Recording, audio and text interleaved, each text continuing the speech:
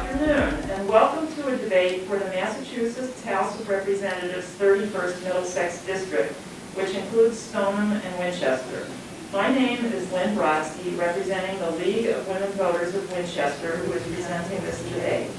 We are coming to you from Winchester Community Access Media, better known as WinCam, in their new, spacious, and socially distant meeting space at 32 Swanton Street, Winchester. We very much want to thank WinCam, who is making this in-person debate possible.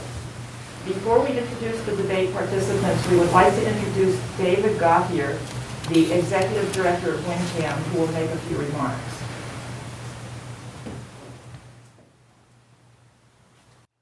Hi, and thank you all for coming. My name is David Gauthier, as Lynn mentioned. I just wanted to say thank you to both the candidates for being here this evening, as well as all the representatives from the League of Women Voters of Winchester. WinCam is a lot like the League in that we are nonpartisan, but we do welcome the discourse that we have here this evening, and we're very excited to bring it to all of the viewers here in Winchester and in Stoneham as well. So thank you very much, everyone, for coming tonight and participating. And with that, I will hand it back to you, Lynn. Thank you, David. We also thank Mary Ellen Lannon, the Winchester Town Clerk, the Town Clerk's office, and the poll workers for their huge efforts to make voting safe and accessible, and for educating the public about voting in Winchester. I will now say a few words about the League of Women Voters. The League is a nonpartisan organization with a mission to promote political responsibility through informed and active participation of citizens in government and to act on selected issues. We do not support or oppose any candidate or political party. This year, 2020, is the 100th anniversary of the 19th Amendment to the U.S. Constitution, giving women the right to vote. In 1920, the National League of Women Voters and our Winchester chapter were founded. Shortly before the pandemic struck, many of us enjoyed the educational musical play We Did It For You in commemoration of this anniversary. We recently have conducted activities to facilitate voting by Winchester High School students and co-sponsored an educational forum about ranked choice voting, which is the subject of Massachusetts ballot question 2 this year. We conducted a debate among candidates for Winchester School Committee in the spring. Unfortunately, the restrictions and uncertainty around the pandemic led us to relegate this to a posting of written Q&A. Last fall, we hosted town officials at a presentation about Winchester town government.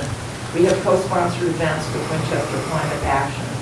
You can visit our newly designed website at lwvwinchester.org and our Facebook page for more information about how to register to vote, options for voting, and upcoming events and programs.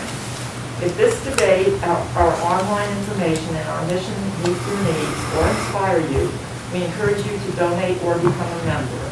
All people may join. Let's move on to the debate, starting with introductions. The incumbent running for re-election is Michael S. Day. Mr. Day lives with his wife Megan and 3 sons in Stoneham.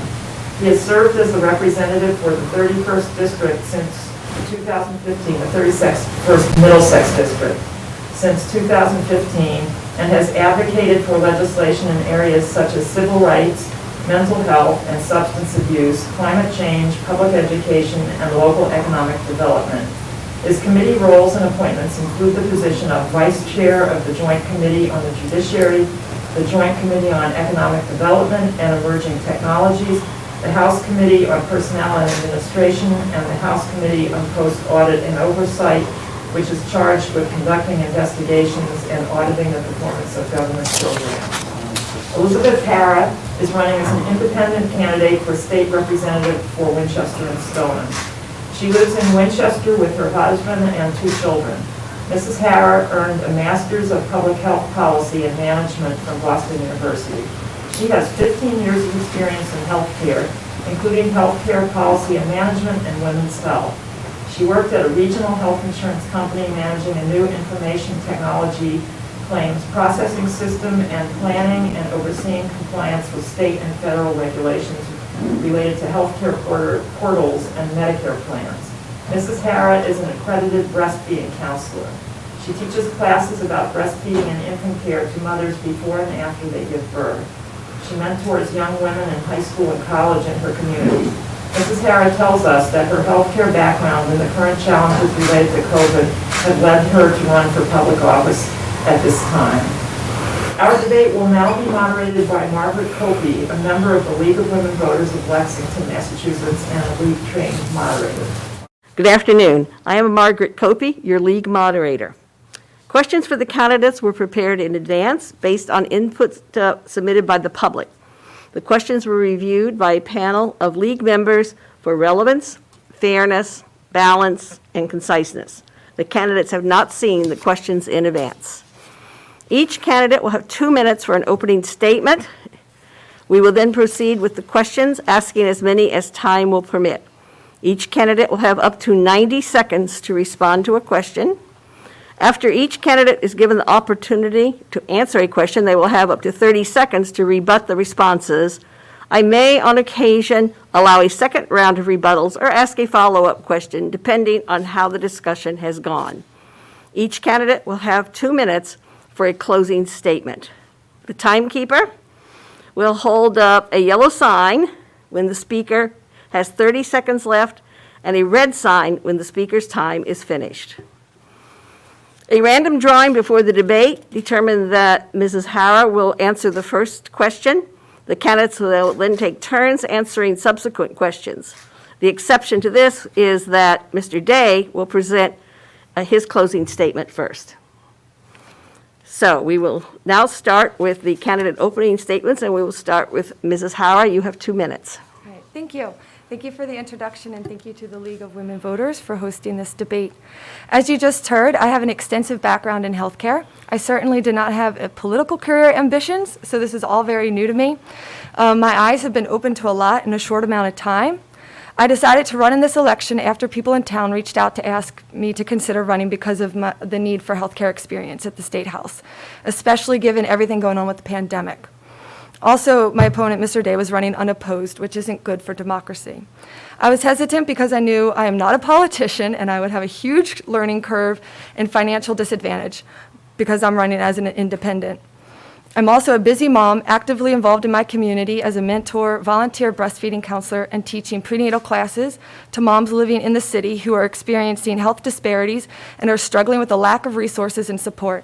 I absolutely love what I do, but I also realize that if elected, I would have greater potential to help those communities and improve our healthcare systems, especially in women's health and mental health. Like everyone else, I saw the complexity and impact of the coronavirus. People are feeling overwhelmed and confused. They are looking for a leadership. I felt like I needed to be part of the solution. After finding out that 2/3 of the corona death viruses were in Massachusetts were in nursing homes, I realized how desperately we need healthcare experts in the legislature who are experienced in policy and process improvement to avoid and help manage this public health crisis. Yes, the virus is dangerous, but often we can minimize the negative impact through improved tracking, data analysis, defect resolution, and quality improvement. 54% of our state's budget is allocated towards healthcare. We need diversity of experience and diversity of ideas. As a female experienced in maternal health and lactation care, I can stand up for and fight for women's health and advocate for improved mental health while applying my corporate experience in IT health systems and process improvement. Voters are looking for change. The reality is that Massachusetts has the highest debt per capita in the United States. And the theme we often hear are mandates, taxes, and spendings. People want change. Thank you. Thank you, Mrs. Harrah. Mr. Day, you have 2 minutes. Thank you. Thank you to the League of Women Voters and to WinCam, as always, for all they do for our community. I want to thank Mrs. Harrah as well for stepping forward as a candidate. I think we're better as a society when issues are discussed and visions are shared. I know full well that the sacrifices that a candidate for public office encounters and makes during a campaign. I also know the sacrifices that the candidate's family has to make as well. So thank you for running. And I want to thank you all for tuning in as well. I couldn't be prouder to represent you all in this district. The way this community's pulled together when faced with this pandemic has truly been awe-inspiring. The food banks, the assistance of food banks, stepping up as a community to make and deliver masks, personal protective equipment, supporting these local businesses that are suffering, generally, essentially exhibiting everything that brought me and Megan back home to raise our 3 sons. It's why why we're living here. It's why I got involved in public service, to give back to this community that gave us so much. And it's why we're doing what we're doing right now. I've never been so confident about the future in our lives, and that's probably an odd statement at this time. We've been knocked down for sure, but the way this community has responded and the way it continues to respond convinces me that our best days are ahead of us. I'm hopeful that you share that opinion as well. No doubt we've got some challenging days ahead of us as we move forward together. But while we do have some policy disagreements, and we'll probably discuss some of those today with each other, I can tell you there's nowhere else I'd rather be than right here with you all. Thank you. Thank you, Mr. Day. We'll now go to the first question, and we will start that with Mr. Day.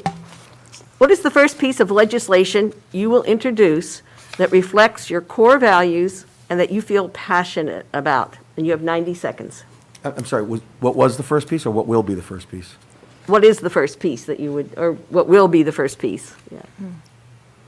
Of legislation that you will introduce if reelected? Yes, I'm sorry. So I'll be pursuing what we've been doing in mental health and refiling bills along those lines, both in public health and in mental health. What we've got now is a system that's set up to promote insurance companies. We've got a great disparity in our mental health system right now, where physical health is covered, but mental health is not. We've got issues with dual diagnosis, where an individual presents to a hospital with 2 symptoms. One, dealing with substance abuse disorder, and the other presenting with a mental health disorder. And the insurance companies are able to wriggle out of that and not cover it.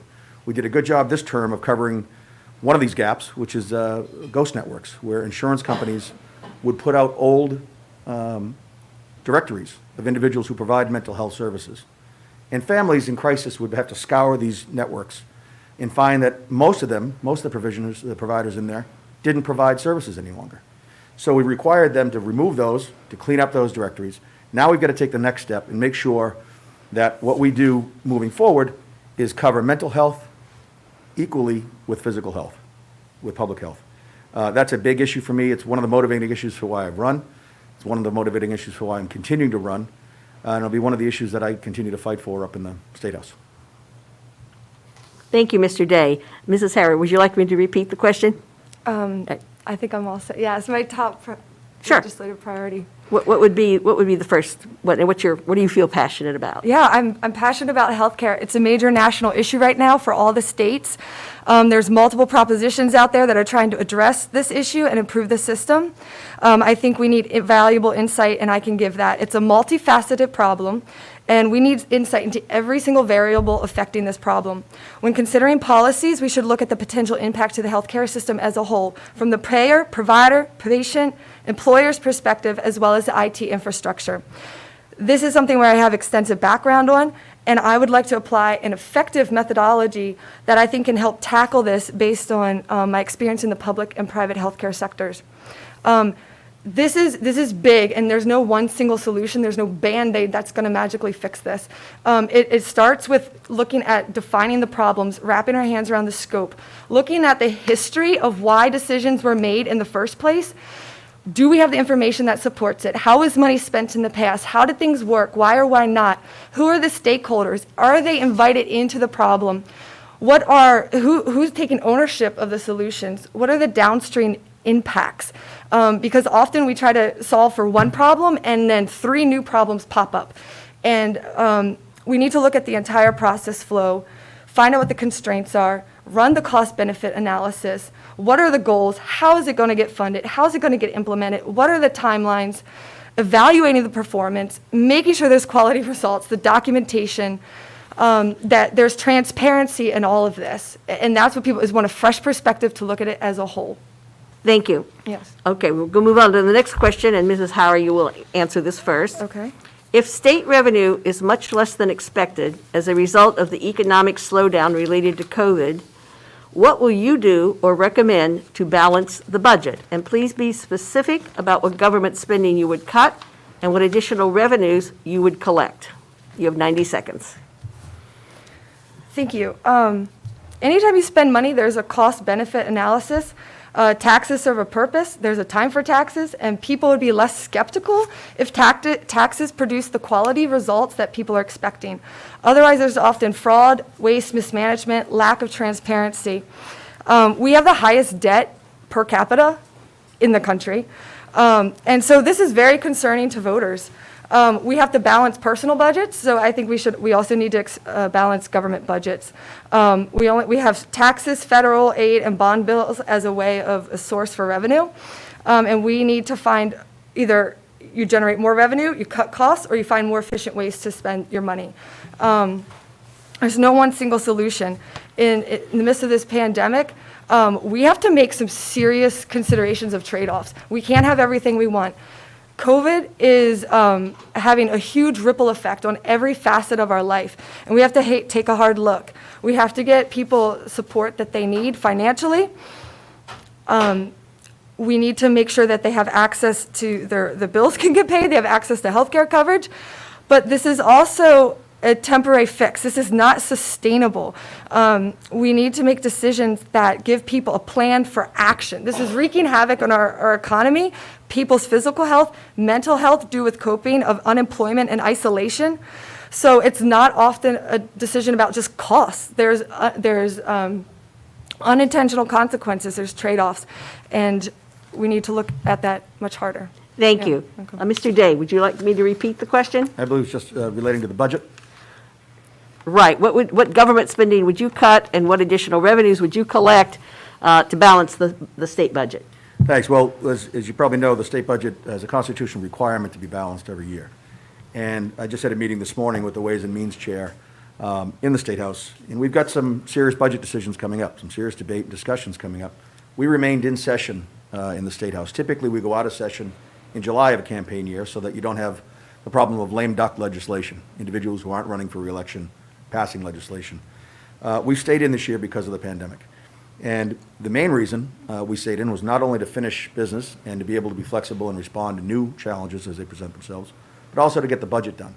We postponed the budget initially for this fiscal year because of the uncertainties presented by COVID. As you all know, we delayed tax returns deadlines to allow individuals to breathe again.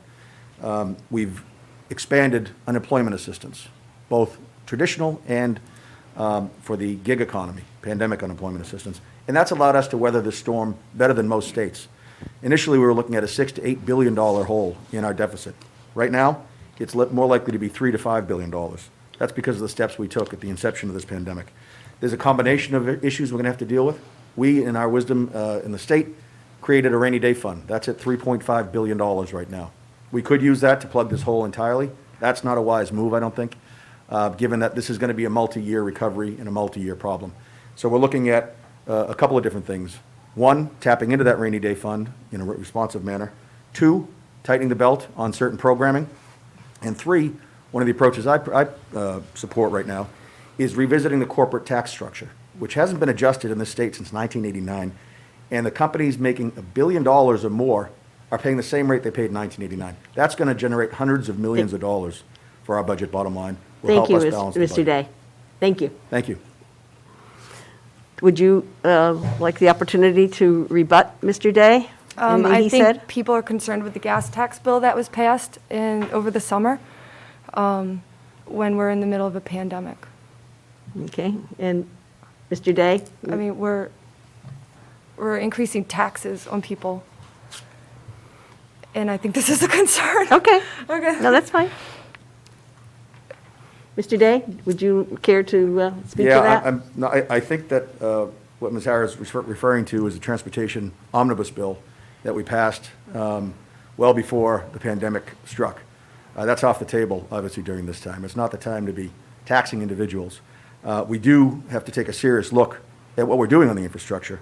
Hopefully, we'll get into the transportation bill later in this debate because I think it's merited more than a 30-second response. Thank you, thank you. Okay, we'll now move on to question 3, and with this one, we will begin with Mr. Day.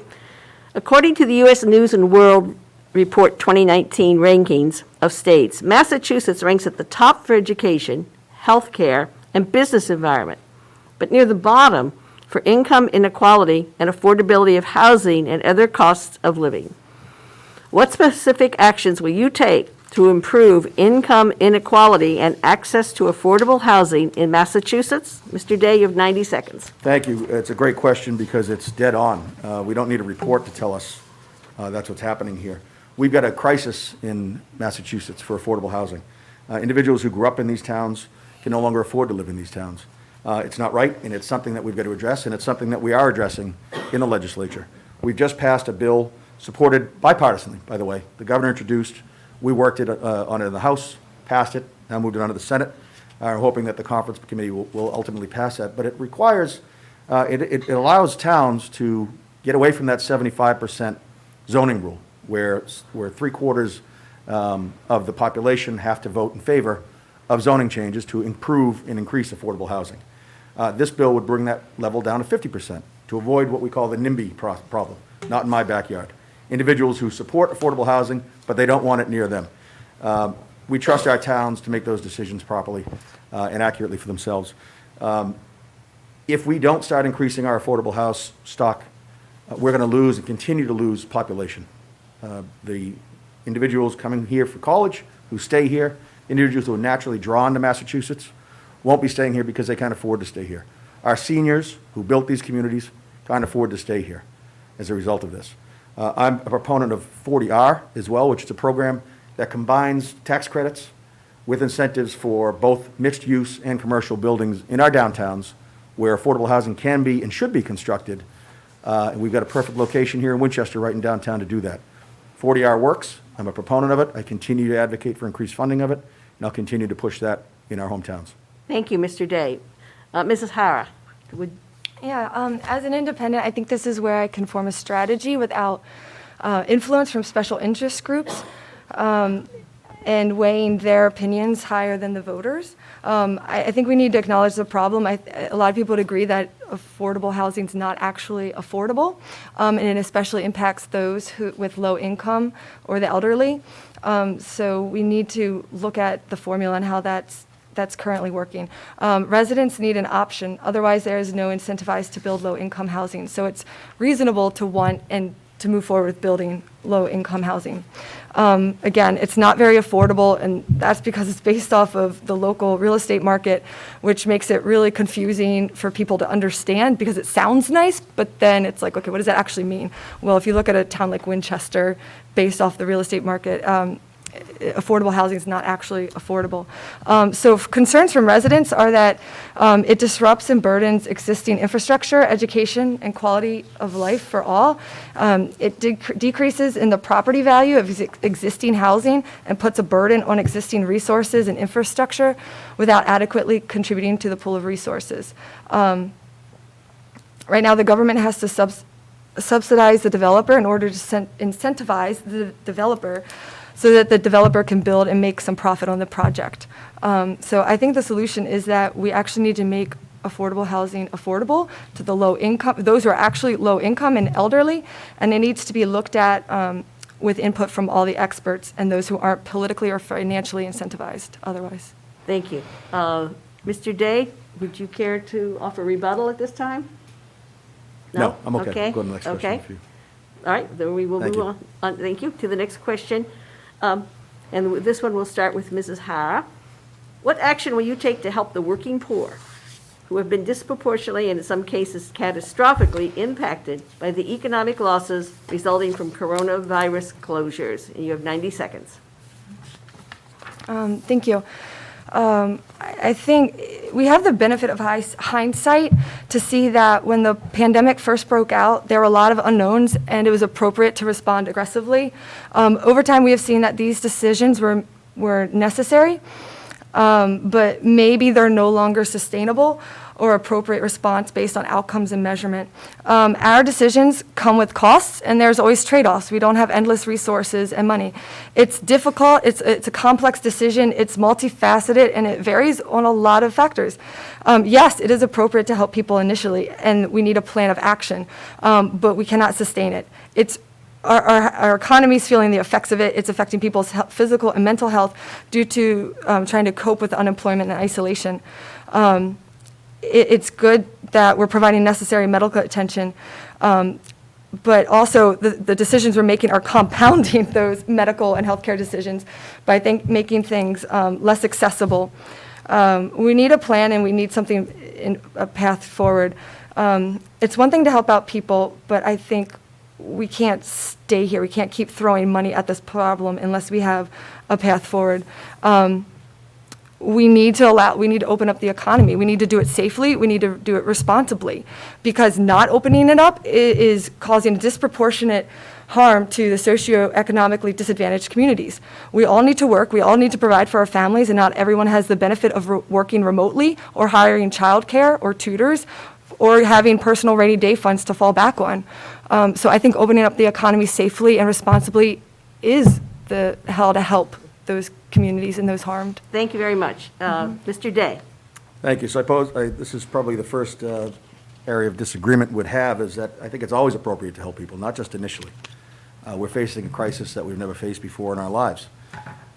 We've taken steps, certainly not enough, in my opinion, to help those who are really on the fringes of our economic recovery here. In the legislature, we've passed over $171 million of RAFT funding, residential assistance for families in transition. That's going to keep people in homes and not add to the problems that they're facing by suddenly becoming homeless. We passed a moratorium on evictions, a short-term moratorium on evictions, to get us through this crisis period. I support that 100%. We've increased, as I said earlier, our unemployment assistance, both traditional division of unemployment, but as well as pandemic unemployment, to help those who, frankly, had never been out of a job in their lives, through no fault of their own, suddenly found themselves without income. It was appropriate, it'll always be appropriate for government to step forward and provide that type of assistance.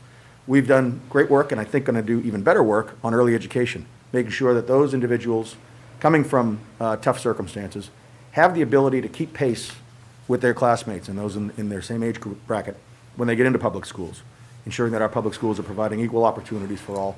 And we're doing great stuff on job training, and that's with the administration, both the House and the administration. I sit on the Economic Development Committee, and we've poured a ton of resources into job training and job retraining so that individuals who find themselves suddenly at the end of a career, for no fault of their own, have the means to move on, develop a new career, and earn money and provide for their families. Thank you, Mr. Day. Thank you. Mrs. Harrah, would you like to make Yeah. a rebuttal? Yes, I think we have a very different definition of what help is. To me, throwing money at a problem over and over and over again is not helping people. They're still isolated, they're still not employed. It's good for people to work. It's good for people to be around others. It's good. We have measures in place to be safe and responsible. We have seen this work. Money solves problems temporarily, but then we have to move on. We're seeing the effects of isolation and people not working. It's causing a lot of mental health problems, depression, isolation. So no, I don't think throwing money at the problem forever is the solution. Mr. Day? No, I'm happy to leave it there and let the voters Okay, know. thank you. Okay, we'll now move on to the next question, and Mr. Day, you will answer this one first. Sure. In his 2020 State of the Commonwealth speech, Governor Baker committed to achieving net zero greenhouse gas emissions by 2050, as well as interim goals in 2030 and 2040. What legislation will you propose to achieve these goals? Mr. Day, you have 90 seconds. Thanks. Well, let me start by stating what I think everyone hopefully agrees with, that climate change is an existential threat to our survival. Weather's getting more severe, erosion, flooding is happening. Our once-in-a-century storms are happening once a week, it feels like, with storms of the centuries, hurricanes, fires, wildfires. All this is due to climate change. We've got to both address what we're doing moving forward to stop and reverse the effects of climate change, but also to prepare for climate resiliency. And there are two things I'd like to highlight quickly on this end. One is on climate change. The House did pass the 2050 roadmap bill. That sets the governor's requested thing that we all agree upon, net zero limit on greenhouse gas emissions by 2050. It also defines environmental justice communities, which is hugely important moving forward. Requires higher efficiency standards for a variety of common appliances, requires an increase in offshore wind power. That's all terrific stuff. We need to get that through. There's also an increase in the renewable portfolio standard of the Commonwealth that is hugely important to push through. The second piece we did was pass the GreenWorks bill. That's going to provide $100 million each year for the next 10 years directly to our cities and towns so that they can put in climate resiliency programs.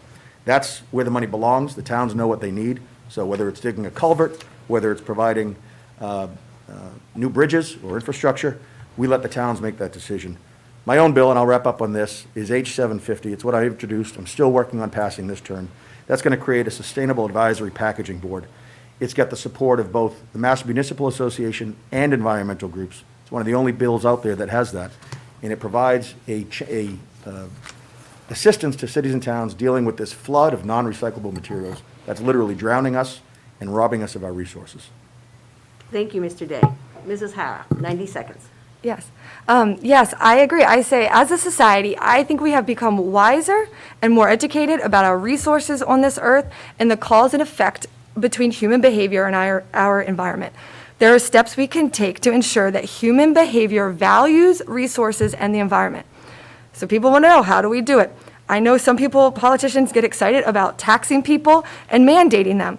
I think it's suffocating and it's not very creative. So we need to fold people into the plan and help them care so that they value their decisions intrinsically, not because the government told them to. This applies to families, towns, businesses, and government. This can be done through educating and training, incentivizing our students, communities, and businesses by partnering with them to find affordable solutions they can reasonably implement and maintain. For example, we can educate and train our students in green technology and business solutions by strengthening our math, science, engineering, and technology programs so that they are prepared as leaders in the green job market, as engineers, scientists, analysts, technicians, and so on. The goal of education is to ensure students are equipped for the job markets and to contribute to society. I believe more businesses would be willing to get on board, but we must recognize that they might have also practical financial or administrative constraints that prevent them from complying with mandates. So we need to work on incentives that help them. We need to study in details the costs involved, the chain of events with the company's business model and infrastructure. Thank you very much. Mr. Day? Yeah, just very briefly, thanks. I don't think we need to study the cause and effect of human action on the climate. We know what the cause and effect of human action on the climate is. We're seeing it every day. Climate change, it's here. It's a result of our actions. It's a result of our inactions as well. And until we take this seriously and start moving forward, as we're doing in the Massachusetts House, we're not going to have an impact. I used to work down in Washington, D.C. with a group called the Northeast Midwest Coalition.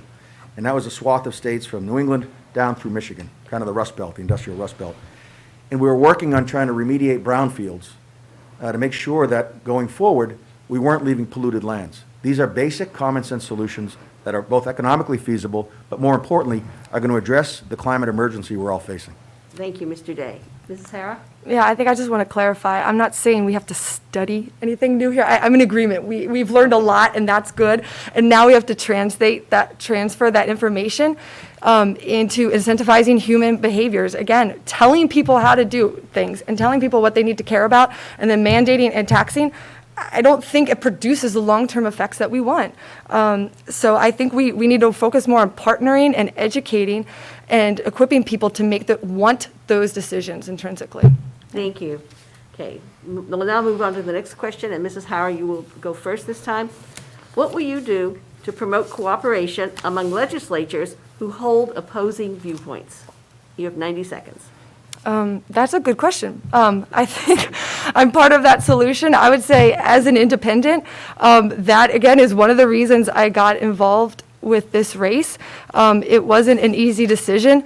You have to back up. There's a huge problem for allowing entry into a race in the first place. So there's a huge financial risk and burden involved. And if we're not allowing new voices with new perspectives into this process, you're always going to get your traditional politicians, people who are seeking this out for political, financial gains. You're not letting the average person enter into the system. I faced that firsthand. It's overwhelming. I understand why someone might second guess this whole process. I think an independent would add a lot of value of bringing up a fresh perspective and not so much worried about the polarization that goes on. There's no incentive. I don't have any party to humor. No major party is funding me right now. there's no special interest groups that are funding me right now. I am committed to the voters, and that's it. And so I think I can, with honesty and integrity, stand up for our voters and work cooperatively with both sides, because I don't have that nagging feeling like I have to humor someone the whole time. I love to learn. I love to think things through. That I like working with people genuinely. And so I think that is what is so desperately needed in our state health right now, when people are frustrated and angry and just want the truth and want it to produce results. Thank you, Ms. Harrah. Mr. Day? Thank you. I can assure Mrs. Harrah that there's not much financial gain to be had in this type of position, and my wife can reassure you to that point as well. I think what you're hearing there, unfortunately, is this cheapening of public service and the motives behind public service that I think emanates from Washington, D.C. And to be honest, I think we've done a great job here in Massachusetts of refusing that notion to take root. I work tremendously well with my colleagues on all sides in Massachusetts, in the State House. I've worked as now appointed as the Vice Chair of the Judiciary Committee, one of the most important committees up in the state, where we handle more than 1,200 bills every session. Before a bill gets to the floor, I work with everyone on that committee and the chair to make sure that we're on board, to make sure that all voices are heard and input is received. And what you see often, and people complain about this, even though we've got both two parties and independents up there, is that these votes are almost unanimous all the time. That's a complaint, that these votes are almost unanimous all the time. What people don't recognize, I think, is the collaboration, the cooperation that goes on before that bill gets to the floor. I'll note that, in the last budget, for example, I was successful in bringing home, along with Senator Jaylen and Senator Lewis, about $20 million, actually more than $20 million, for this district alone. And the governor did not veto any of my earmarks that we were able to get financial assistance for the district. That's a sign of respect that's earned. That's a sign of cooperation between parties and between individuals, regardless of their political affiliations. I think it's working in Massachusetts. I think it's something that we should be promoting nationwide and not disparaging. Thank you. Do you have any further Yeah, comments? I strongly disagree. Our voters in our district are frustrated. I include myself in that group. I'm not a career-seeking politician, right? I'm a mom who cares about what's going on in our economy. We have the highest debt per capita. We're spending, and there's not a lot of transparency and accountability. You're saying you're working with people at the State House, that's because it's primarily Democrat. There's one independent, and there's a handful of Republicans. So I think people are looking for more balance. It shouldn't go the other way either, just all Republican. I think we do need balance, and I think that's what people are seeking right now. Thank you. Mr. Day? Yeah, I mean, just briefly, I think we all care. This is why we're in this business, why we're in public service. We live in the most desirable section of the most desirable state in the country and in the world.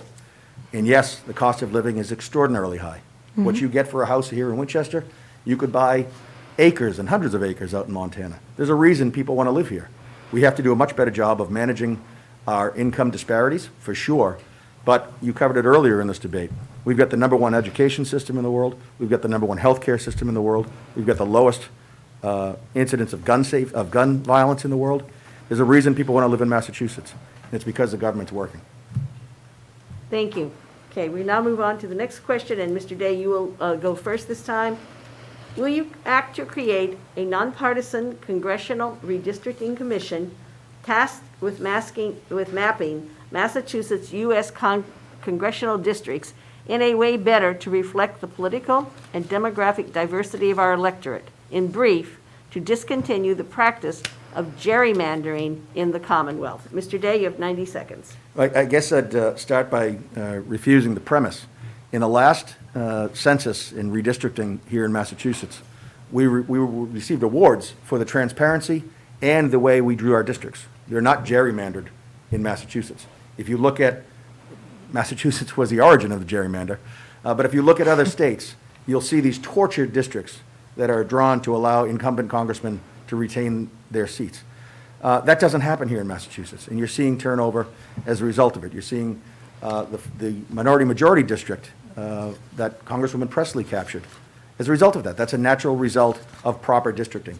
And the process that, I wasn't certainly in office, but the process that I've been discussing with my colleagues moving forward for the redistricting is one that's entirely transparent, involves the entire state to make sure that everyone is captured in a fair manner, in a logical manner, and in a transparent manner.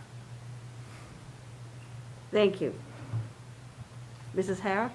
Yes, thank you. I believe that if we're redistricting, it's naturally going to favor the party that's more represented in the State House. And so, you know, they all kind of play mind games back and forth every time they get into office. So it's something that needs to get looked at. But I think one solution is just getting better representation at the State House. And I would have to consult the experts and people on how it was done in the past and why it was done and what are the incentives for changing it.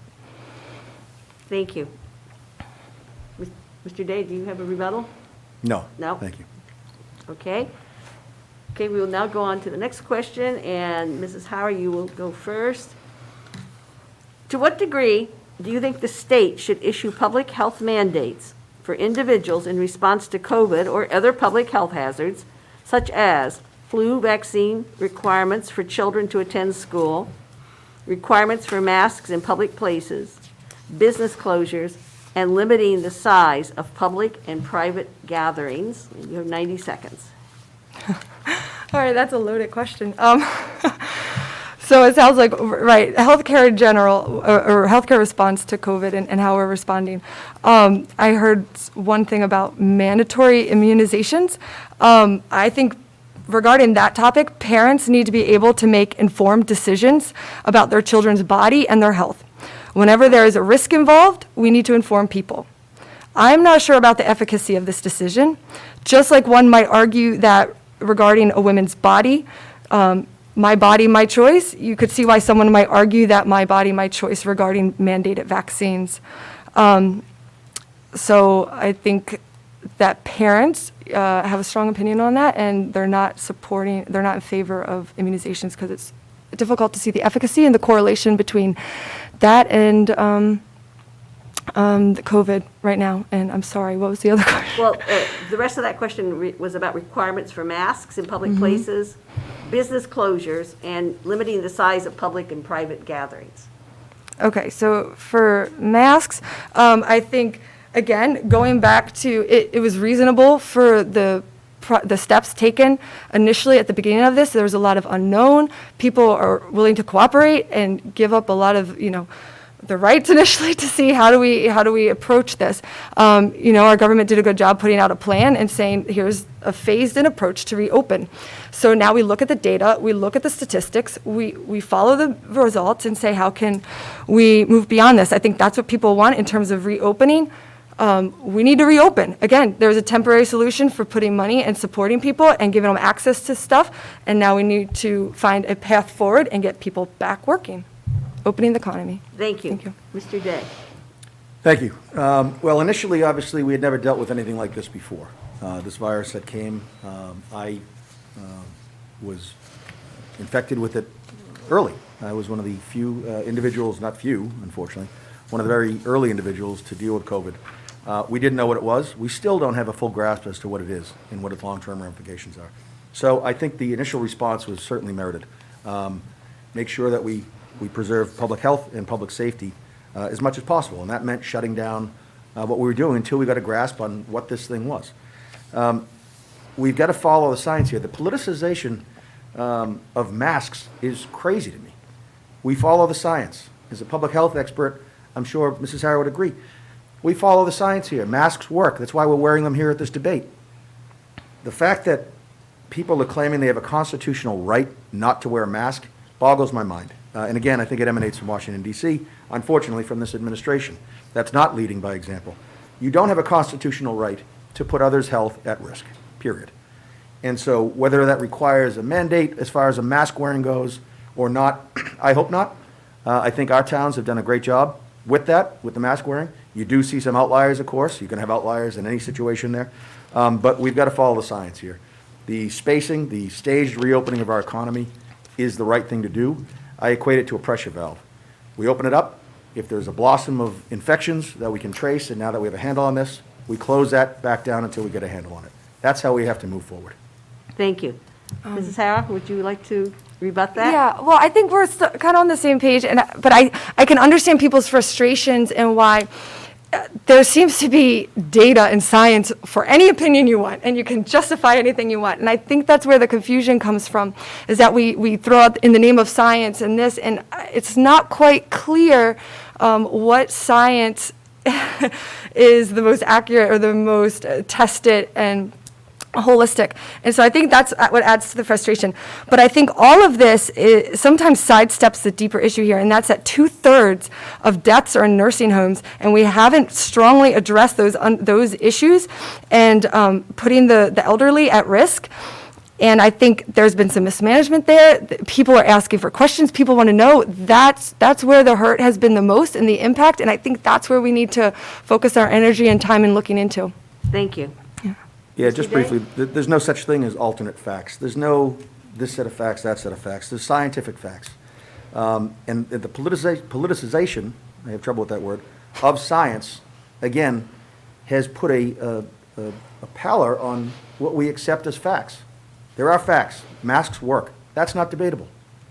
And so to cheapen this and say, well, this science says this and this science says that, there are fundamental facts that we know to be true, and until we follow those, we're not going to get a grasp on this pandemic. Ms. Harrah? I don't think we're necessarily arguing, but we were just pointing out the differences in science. I would just argue my background's in epidemiology and biostatistics, and unfortunately, it's not always so clear-cut around science and tests. It's very complex, and people like to just kind of cherry-pick the science they like. So it's something to consider. But again, I think it's if masks purely worked, then we should be able to open up the economy entirely with our masks, but we're not. So it's just not to get into a mask debate. It's not really that important. I just know people have different opinions on it. Mr. Day? Okay. I think masks are important, but Yeah, I think don't we're in they're the agreement. end It's all be just- all, and they're certainly not going to Okay. be the result of how we open this economy is because folks are finally adhering to them. Thank you both. Okay, we'll now move on to the next question. Mr. Day, you go first. What action will you take to make prescription medications more affordable in Massachusetts and the lists of medications covered by insurance more stable and transparent? You have 90 seconds. Well, thank you for this question. I have, for years now, been on the trail of what is called non-medical switching. When I first got into office, I offered an amendment to the budget that was accepted and passed into law, establishing a commission on non-medical switching. Non-medical switching occurs when an insurance company decides you're working out on that medication, but we're going to remove that from the list of covered drugs, and we're going to give you an alternate medication. And that's done for cost purposes only. Again, it's in the definition, non-medical switching. I sponsored legislation that I've been working with my colleagues on getting through that would end that practice of non-medical switching. That all that serves to do is have poor health results and drive up costs to the benefit of the insurance company.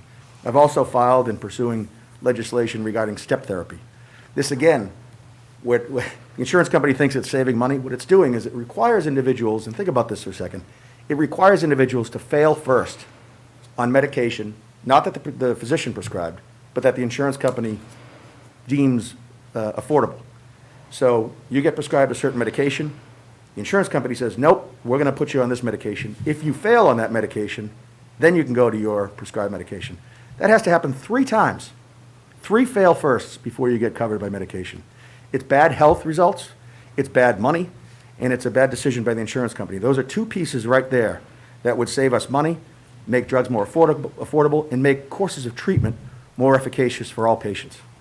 Thank you, Mr. Day. Mrs. Harrah? Yeah, I'm sorry, could you repeat the Sure. question? What action will you take to make prescription medications more affordable in Massachusetts and the lists of medications covered by insurance more stable and transparent? Okay, so whenever we hear something, we want something to be more affordable, we have to step back and look at why are they expensive in the first place? And who are they expensive for, and how do we define that? So I think a lot of people would argue that prescription drugs are expensive. So the question is, how do we reduce those costs? Well, first, we do need to understand why they're expensive. Insurance is just one piece of the bigger picture.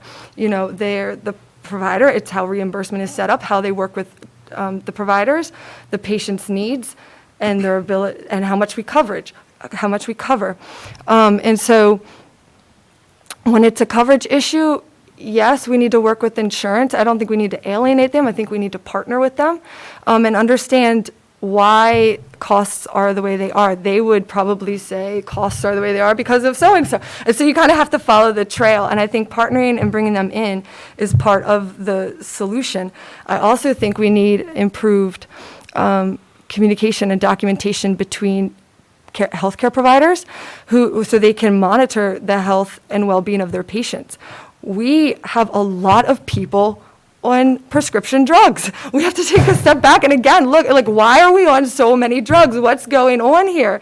And so I guess that's what I'm getting at. It's a holistic, like, there's a big picture here, and we need to consider, and everyone wants a Band-Aid for this and a Band-Aid for that, and it's just one piece in the chain of events. And so we need to have a conversation with all the stakeholders and understand if we make a solution here, does another problem pop up for someone else further down the chain of events? And look at those downstream impacts. Thank you. Yeah. Mr. Day, do you have anything more to say? Well, I mean, clearly, this is not an easy solution, otherwise we would have arrived at it by Yeah. now. But let's just be clear, insurance companies are in the business of making money. Well, so is That's their job, So is right? everybody. They're in the business of making money, not in the business of making people better. And so until we have a discussion and until we have legislation changing their business practices that are victimizing individuals, we're not going to move the ball at all. Thank you. Thank you. Mrs. Harrah? I disagree.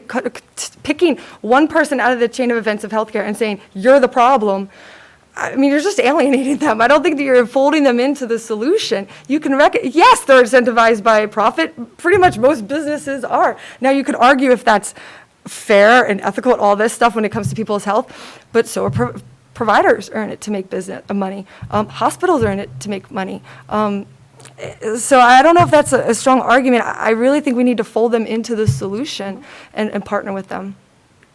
Thank you. Okay. Okay, now going on to the next question, and Mrs. Harrah, you will start with this one. Okay. What specific actions will you take to expand, preserve, or restrict access to reproductive health care services available to women in Massachusetts? You have 90 seconds. Thank you. Yeah. So when it comes to women's health, women's rights, this isn't often this is an issue that often gets turned into either pro this or pro that. It tends to pit people against each other, often at the very cost of the people we're trying to help.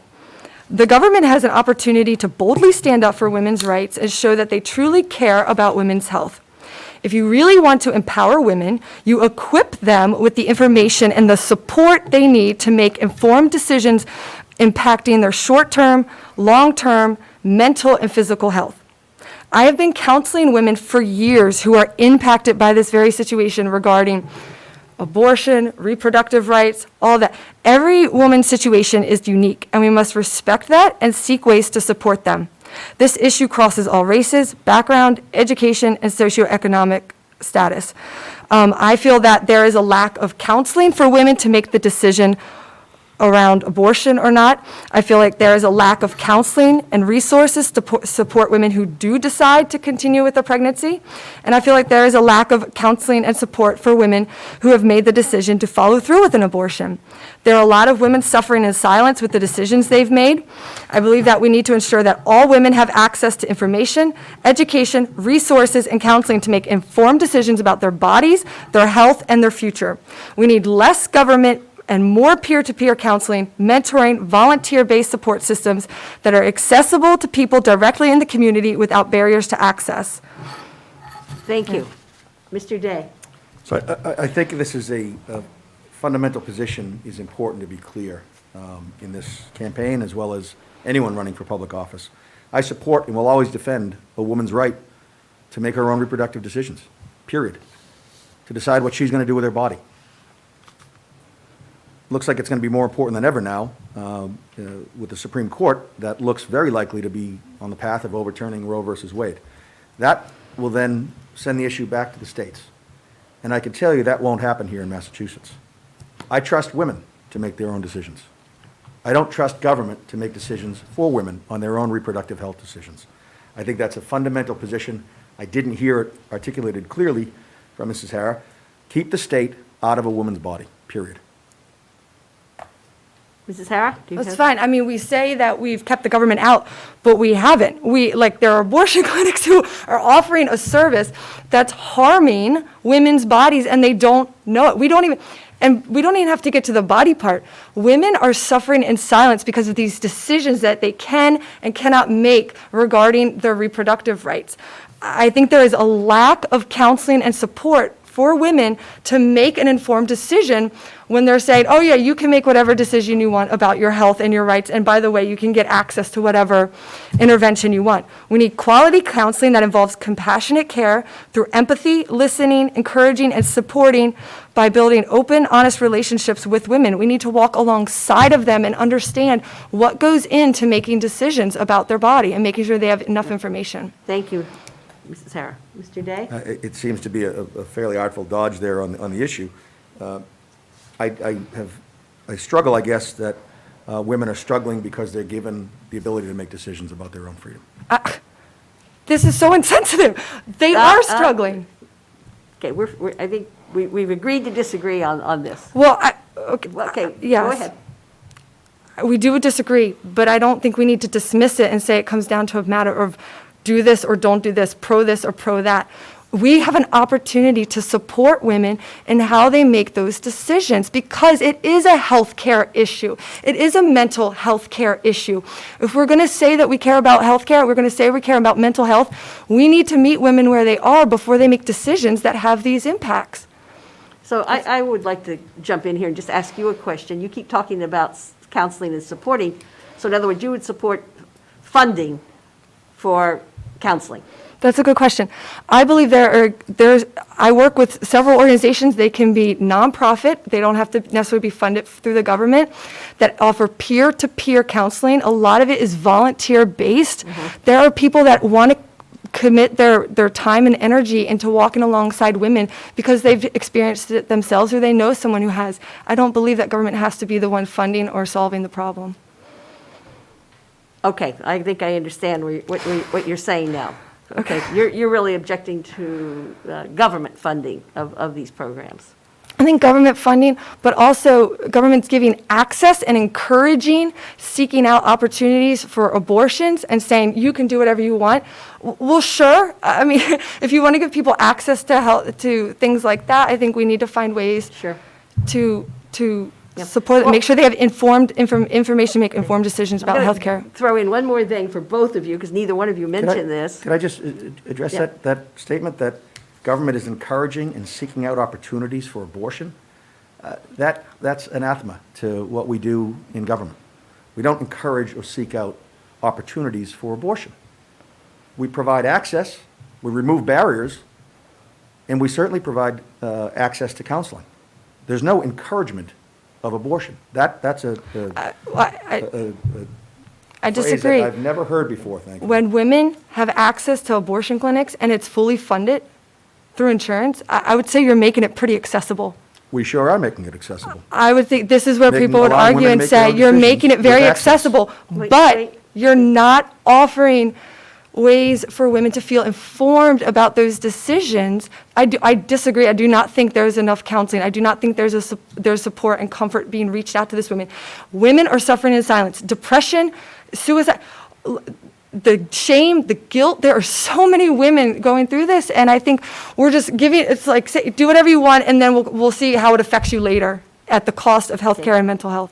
Thank you. There is one thing that neither one of you mentioned here, and I would like your opinion on access to birth control.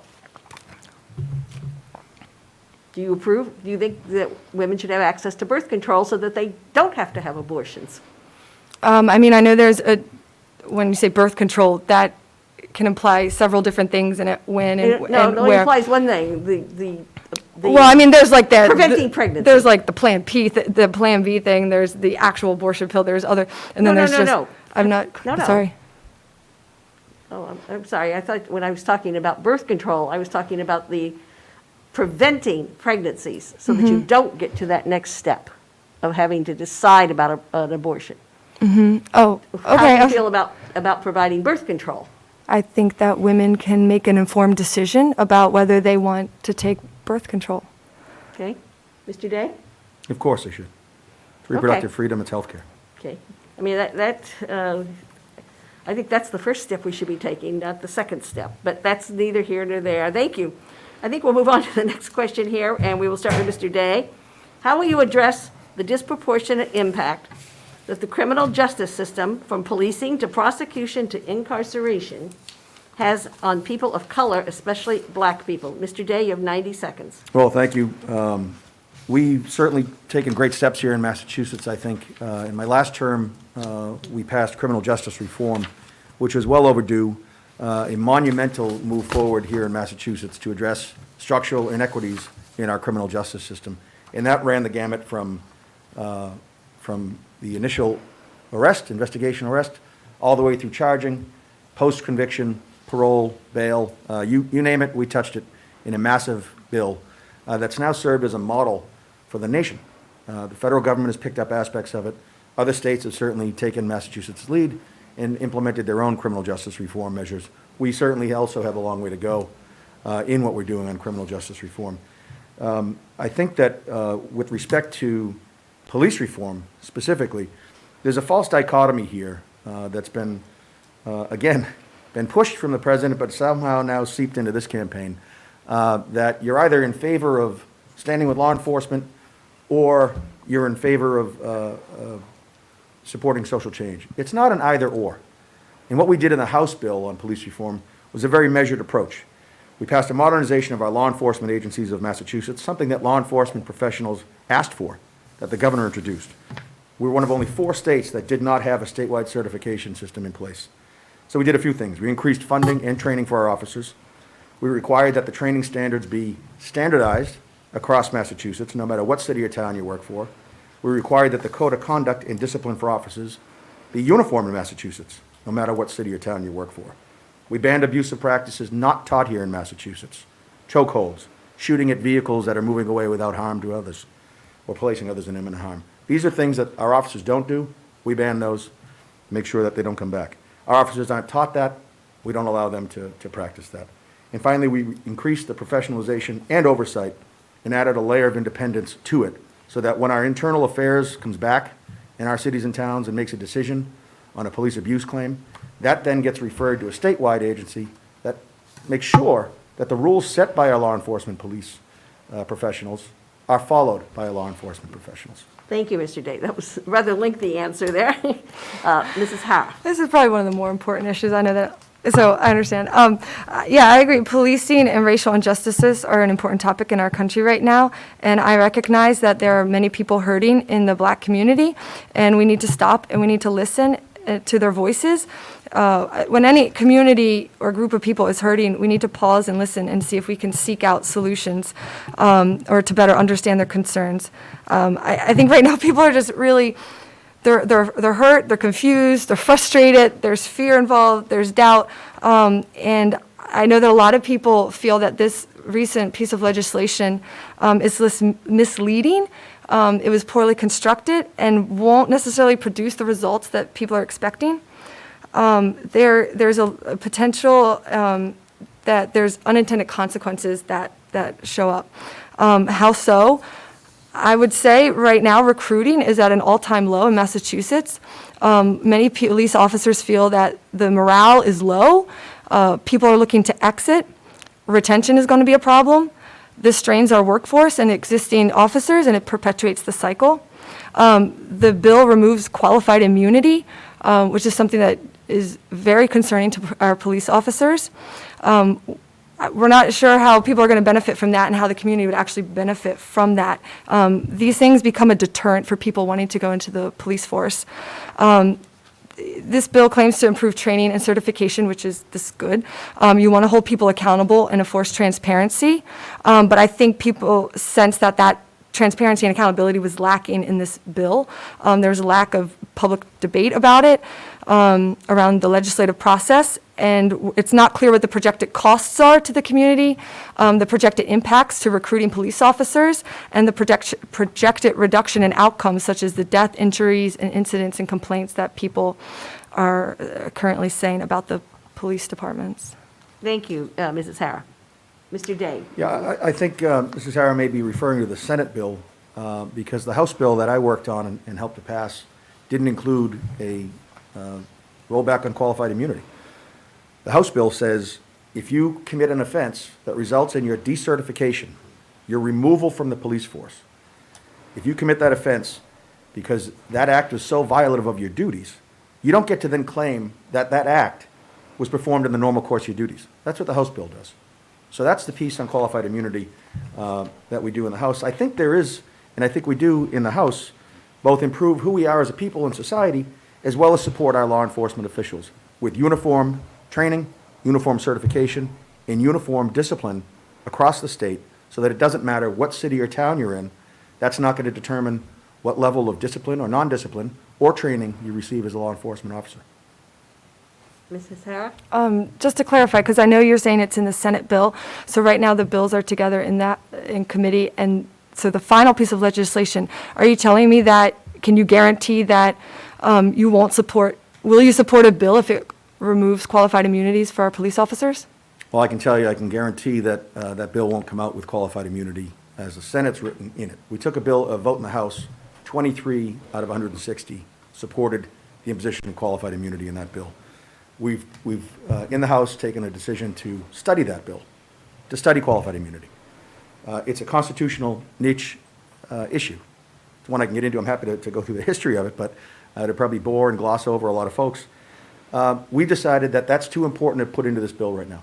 And we're going to have a commission, a 6-month commission, made up of experts on qualified immunity, to have a public discussion. That bill was introduced, by the way, full public hearing on that, just for the edification of folks who say this was a rush process and wasn't thought through. So that bill, I'm confident when it comes out of committee, will not have the Senate language in there, given the lack of support in the House. Yeah, I think we can do better. I don't think, if a lot of people sense that there's trust being built here, and we're not addressing the root cause of what people are concerned about.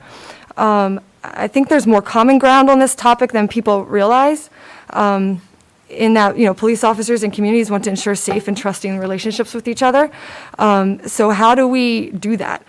And I think there could have been another approach, finding out what currently works well in other police departments and why, and find out if we can duplicate it, and finding incentives for people to want to enter the police force from the communities that they represent, and have people in the police force that look like the people in the community they work in, and finding ways to, cross-train cops across different police departments to learn from each other. So I think there's opportunity to improve it and see how can we better go about this. That's all. Okay, well, I think we'll move on to the next question, which will give you an opportunity to further discuss this issue. And we'll start with you on this one, Mrs. Harrah. How will you address the fears among some communities that making policing more accountable and transparent would endanger public safety? And you have 90 seconds. Okay, so maybe I've already addressed most of this. I don't know if I have too much new, fine. new insight, so I could keep it brief. But yeah, I think it's appropriate to pause and respond, to pause and listen to what people are experiencing, learning from their perspective, and seeking ways to address concerns. And like you mentioned, the fear, the doubts, or the confusion. I think there's an opportunity to write improved legislation, but also I think sometimes legislation takes this top-down approach, and again, that kind of hinders creativity and ways to partner with the people actually doing the job. I would say that a lot of officers felt like their voices weren't heard and they weren't folded into this. And they could actually provide a lot of insight into things that work. I think if you find out, you go to the police departments that work well, especially in communities of color, and find out, all right, what did you do? How did you do it? And like, how can we learn from you? And then you cross-train those cops in similar communities. And find ways to raise up new cops. I said recruitment is low, and I think that concerns people, because if we're deterring people from getting into the police force, it's going to actually make situations worse in our communities worse. So finding ways, do we incentivize people to get into the police work either through tuition incentives, reimbursement, you increase job shadowing and internship programs for teens and young adults, make the wages more competitive, and through cross-training. So I think there is an opportunity to kind of think outside the box here. Okay, thank you. Mr. Day? Could I ask you to repeat that question? Sure. I'm sorry. How will you address the fears among some communities that making policing more accountable and transparent would endanger public safety? I guess I'd like to know what community fears that making something more transparent and accountable would lessen public safety as a threshold matter. I said in my closing statements during the police reform bill that there is a significant problem in our society. And I talked about the talk that parents of color have with their children all the time. In the wake of George Floyd, I listened, as I promised to do. And I heard about the talk all the time, how to interact with police officers so that you're not hurt or killed. I've never had that talk with my kids. My wife and I have never had that talk, other than respecting authority and respecting adults. That's the extent of the concern I have with my children. But that concern isn't shared in the communities of color. They live in fear. And again, as I said in my statement, whether you believe that fear is justified or not is irrelevant. What it represents is a broken trust in society. And we in the legislature have to act when that trust is broken. We've done our best, and I'll readily agree, and I said this in my statement as well. No bill we pass is perfect. Nothing we do in that legislature is perfect. But what we did was put in, again, a baseline of training created by law enforcement professionals, the baseline of what constitutes decertifiable conduct created by law enforcement professionals. So law enforcement professionals set the rules, they make the initial determination, and then it's sent to an independent commission to make sure that those rules are actually being followed uniformly across the state. That's accountability, that's transparency. I think it's a measured approach that we took, and I stand by the bill. Thank you, Mr. Day. Mrs. Harrah, do you have any rebuttal to that? Just kind of re-emphasizing that I think there is a concern among people about the unintended consequences of this bill. We're not clear about the costs. We're not clear about what the actual projected impacts are to recruiting police officers, and if it actually reduces the projected outcomes that we're claiming. So I think it's not clear. You're saying it wasn't rushed, so that's fine, but then I think people are expecting a little more information surrounding this bill. And again, I outlined some, hopefully, I think, fresh perspectives, and I think there are a lot of people willing to be a part of offering fresh perspectives and alternative solutions to this. Thank you. Mr. Day? Yeah, I guess I'd just say that, particularly here in Stoneham and Winchester, we've got an unbelievable police force and individuals who are committed to doing the right thing. And I think that's true across the breadth of law enforcement. You've got, I would say, more than 99% of law enforcement professionals do the right thing. But that 1% have been almost impossible to hold accountable for their actions. And we can do better. We have to do better with law enforcement. How are you? Good. Thank you, Mr. Day. Okay, now I'll move on to the next question, and Mr. Day, you will go first. What legislation would you propose, besides what we have discussed here so far, to address societal inequities related to race, otherwise known as institutional racism? Mr. Day, you have 90 seconds. Well, again, we've, I think, discussed this a little bit already, but I'm happy to go back into it. We've got real issues with inequities in our society. And in the legislature, I've been a proponent of addressing those at their roots. And that means increasing funding and availability for early education, early literacy. Studies have shown that early intervention and early literacy allows individuals to succeed in life. Right? We don't need studies to tell us that, but we do need the funding to make sure that we're getting into these communities that don't have the funding. We had an education funding formula that hadn't been touched since 1970s that we finally were able to tackle and revise that will now equitably fund our school systems, regardless of your zip code. That's going to be a huge step forward. Job training programs, increased funding to the vocational schools, increased opportunities in our inner cities are all hugely important pieces of this puzzle. There's not going to be any one solution here that's possible. There's not going to be any silver bullet that suddenly turns around what we're doing and why we have so many inequities here in Massachusetts. But we do have to make that step forward, and I believe it starts with our education system and certainly continues through job training and investment in our gateway cities and our urban centers. Thank you, Mr. Day. Mrs. Harrah? Yeah, I think this goes back to, again, how do we see a problem, we define it, we understand the history of where this is coming from. Often these issues didn't just happen overnight, and we know that. But I think people are starting to question, okay, we keep throwing money at this problem, and we don't necessarily see the impacts that we're expecting. I believe that for me, when I saw, I'm a breastfeeding counselor. I started to teach prenatal and postnatal classes, and I saw the greater disparities of healthcare among women, especially in communities of color, and those at a socioeconomic disadvantage.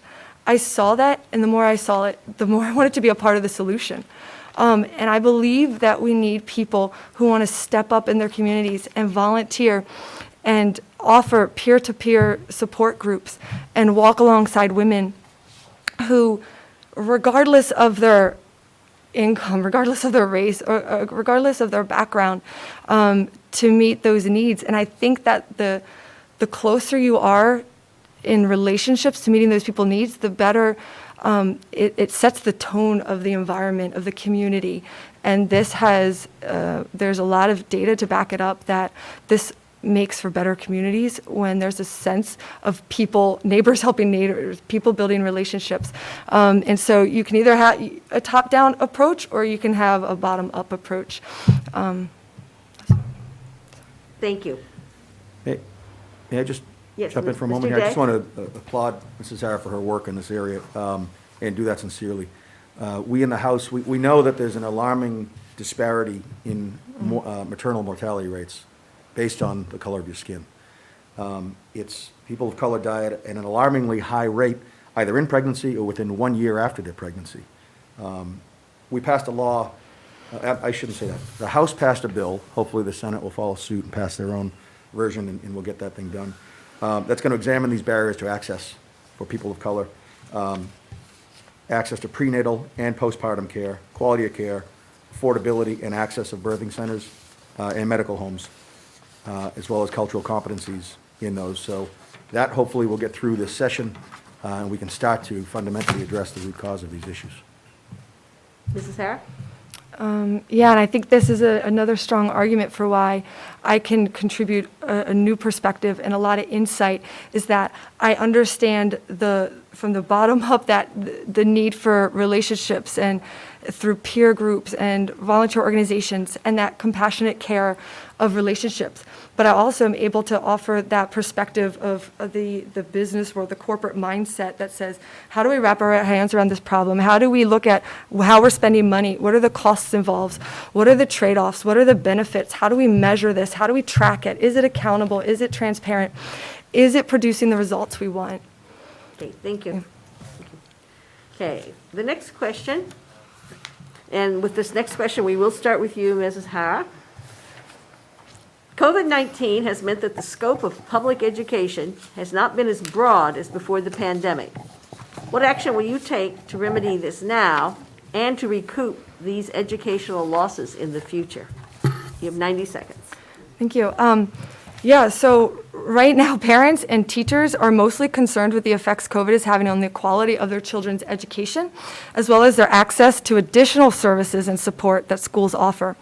Our children, parents, and teachers need timely and consistent plans for their school schedule. Parents and teachers want equitable and fair and transparent plans for their students.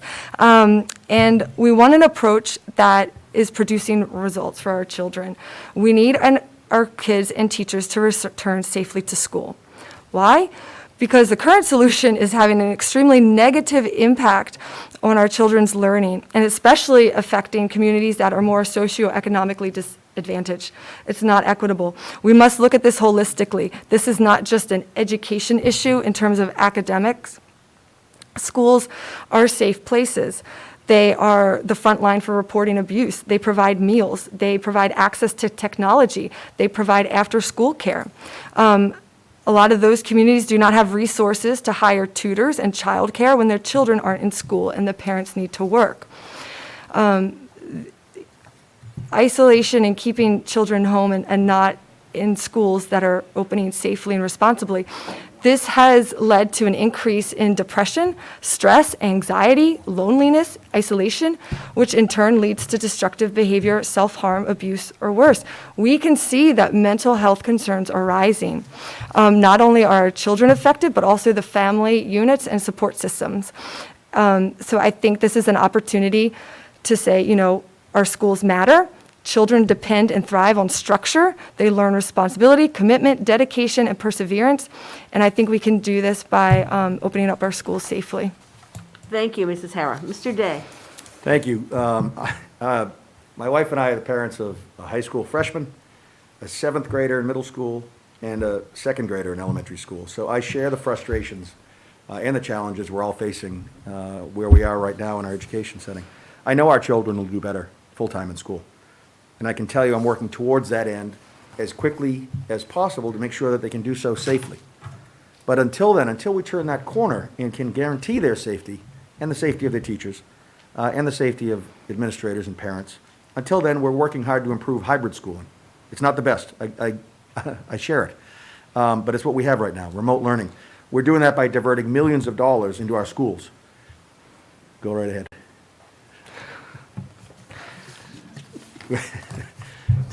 Devoting dollars into our schools, right? We've got to improve technology in the schools. We've got to get each one of our kids computers to do the remote learning on, and making sure that every school and every school child has that, making sure that they're fed at school. We've certainly done a great job of that in Stoneham and Winchester. That's not necessarily the case in other cities and towns, and we've got to do better. I will say this, the governor's color coding scheme isn't working. Leaning on our school committees and our superintendents isn't working solely. Watching each week to see whether our children are going to go to hybrid, whether they're going to go remote, whether they're going to continue. It's not fair to our students. It's not fair to our teachers. It's certainly not fair to our parents as well. I've called on the Department of Elementary and Secondary Education to lead here, to step forward and say, here's the standard. If your community hits this number, you're going hybrid or you're going remote. They've refused to do that so far. I'm not going to stop pushing. I do want to applaud what our school committees and our superintendents are doing here. They've got the most thankless job in government right now. I'll continue to work with them to improve our results, and until we get to a safer place, I'll stand behind them and with them. Thank you. Thank you. Mrs. Harrah? Yeah, I think right, the current model isn't working. In terms of finding solutions, there are actually a lot of schools that have done this safely and successfully by reopening up their schools and keeping kids safe. And I believe that the solution would be to reach out to those schools, find out, talk to the teachers, the administrators, and find out what approach they're using and how it's working. Is it working well? What is not working? What are the drawbacks? What are the costs involved? And to see if we can implement similar solutions. And we need to remove any barriers, I agree, that any barriers that are currently prohibiting us from thinking outside the box right now, because as is, it's not working. Mr. Day? Do you have any other, okay. No, Thank you. Okay, we're going on now to the next question, and we will start with you, Mr. Day. Yes. How would you change the rules in order to achieve better coordination between the Massachusetts House and Senate? That's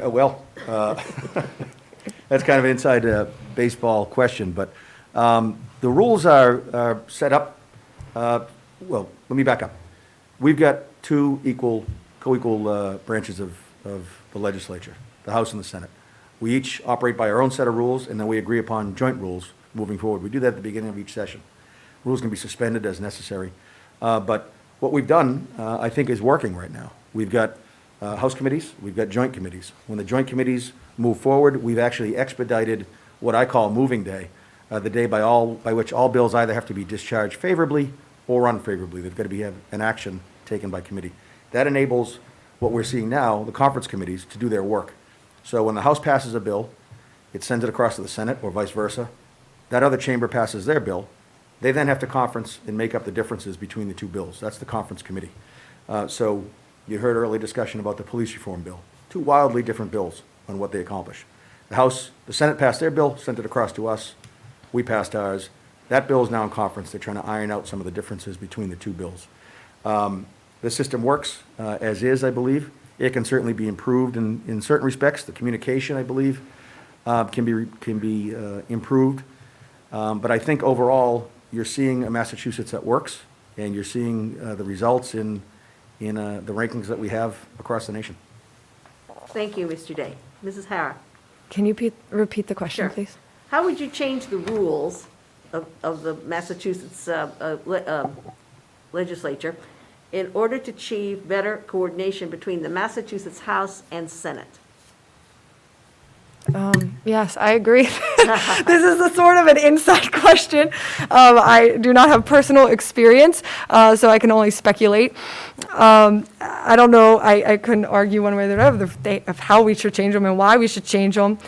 If people are looking to change anything, I think we need to ask, why are we looking for change? If someone's saying it's not working, who's saying it's not working? What expectations are they looking for if they change it? What are the end results? So I'd probably have a lot more questions than answers at this point. And I would work with people to find that out, because apparently someone's concerned about this. But one way to improve cooperation, I think, is to have a variety of perspectives in the House and Senate, and to create teamwork. And I believe one way to do that is to vote for an independent. Thank you. Mr. Day, any further comment? No. Mrs. Harrah, okay. Okay, the next question now, and with this one here, we will start with Mrs. Harrah. What is your position on the proposed constitutional amendment, which would increase by 4% the income tax on income over $1 million? The revenue would be dedicated to public education and to public transportation, and you may be more familiar with this as the Fair Tax Act. That's its nickname, I suppose we would say.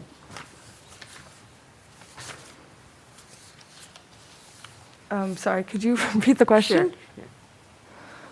What is your position on the proposed constitutional amendment, which would increase by 4% the income tax on income over $1 million? The revenue would be dedicated to public education and to public transportation.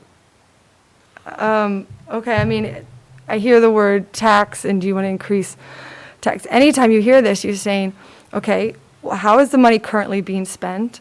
People want it to be transparent. They want to know how their money's being spent, what it's going towards. Is it actually producing the results we want? So people are really skeptical. I think a lot of voters in our district are too. Like, throwing money at the problem isn't going to solve it necessarily. And especially when we have a lot of taxes already. And what was there was a second part.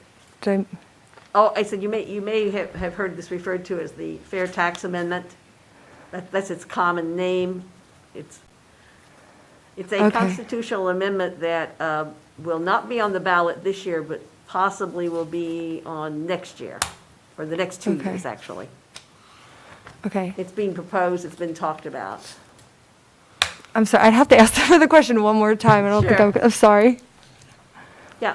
Oh, it's just, okay, the proposal is that anybody, right now, we do not have a graduated income tax in Massachusetts like you do on the federal level.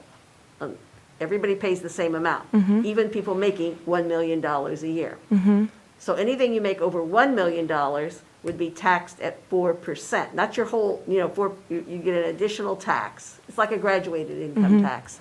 But that money then would be dedicated to public education and to public transportation. Okay, Would understood. not go into the general funds. Yes, okay, then it goes back to my original stance, is that people are always looking for money. You can pick and choose which groups, who you want to go after to get the money. But I think people are more concerned about why we're not spending money in a way that produces results as is. It's that Okay. simple. No, that's fine. Thank you. Mr. Day? Thank you. Yes, I voted in favor of this twice, to put this on the ballot for constitutional amendment. I vote for it again, and when it comes onto the ballot, I'll vote for it a third time. This is, as you just mentioned, a progressive tax. Our federal system is built on a progressive tax system. The more you make, the bigger percentage you're going to be paying. In Massachusetts, we've got a flat tax. And what this does is it says, in a given year, if you're making more than $1 million, you're going to pay your flat tax in Massachusetts. But then on that excess, on that money above $1 million, you're going to pay an additional 4% on there. And as you had mentioned, those monies are going to go directly to our education system, into our transportation system, not to the general fund, not being able to be spent elsewhere in our systems. Those systems, I think you heard that we're not producing results in Massachusetts. Again, we're the #1 education system in the country, which I think makes us #1 in the world. But in any event, we need money in our education system. That hasn't been updated. The funds haven't been provided there. We had a multi-year study that looked at the costs, the rising costs of special education, to which children have constitutional rights, the rising costs in administration, healthcare, as well, and just the general rising cost of an education here in Massachusetts. That money is desperately needed. It's over $1 billion that's required if we're going to fulfill the changes we made to the foundation formula. In our transportation system, drive the roads. Look at the bridges. We clearly need an infusion of cash in there. Our MBTA is one of the oldest in the world. That is slowly creeping back into modernity, but we need this infusion of cash that the Fair Share Amendment would provide us. Mrs. Harrah? I mean, I would offer that we should look at the root cause of why costs are increasing. Again, we're always quick to want to spend money and tax and spend. And I think people are saying, no, we need to stop. We need to say why. We've been giving you taxes and we haven't spent. And where has that gone to? There's waste. We're highest debt per capita in the country. So I think people would just say, okay, if you're going to spend, fine. What has been done to lower costs in the first place and make how we spend money more transparent? Thank you. Just briefly, we're the #1 state in the country on any number of metrics, and that's because we invest in our people. And we're going to continue to do that here in Massachusetts. Okay, thank you. That leads us to the next question, which kind of follows on this here. Okay, in light of what we have learned about the transmission of COVID-19, and we've talked about masks, but we also, now with the schools, need to think about whether the schools have adequate ventilation. You know, we have many old buildings in all of our towns now, although we have been replacing them, but we still have old buildings. Would you advocate any changes in financing the replacement and upgrades of aging school buildings? And we will start with Mr. Day. Yes, we've increased, and I've supported increases to the Mass School Building Authority Fund.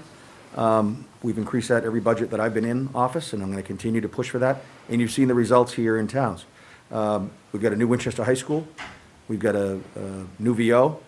We're in the process, in the pipeline, thanks to work that I've done with our town leaders and with Senator Lewis and with the Mass School Building Authority, to have a new Lynch, a renovated Lynch school.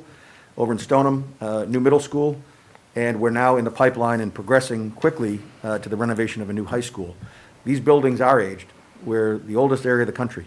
And unless we devote the money that's necessary to not only maintain them, but to upgrade them to accommodate technological advances, to accommodate the new needs for some of the STEAM programming that should be increased in all of our schools, we're not going to be able to provide our children with the educations they deserve, and we're not going to be able to provide them with the safety they deserve. So I'll clearly, certainly I should say, be advocating for increased funding to the MSBA.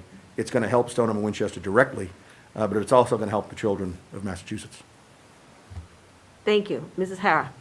Yes, I believe, yes, people are willing to put money and resources into the school systems. But I think people are also looking for more transparency on how it's being spent.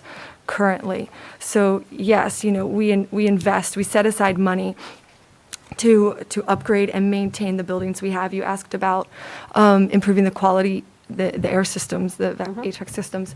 And I think this is a good investment. That's actually what a lot of those schools that have done to allow their students to return on a full schedule for school. So schools that have done that and have made that investment have actually had good results and opened up their schools during this COVID pandemic because they can ensure safety and good air quality. And so I think that is something we need to consider for our public schools.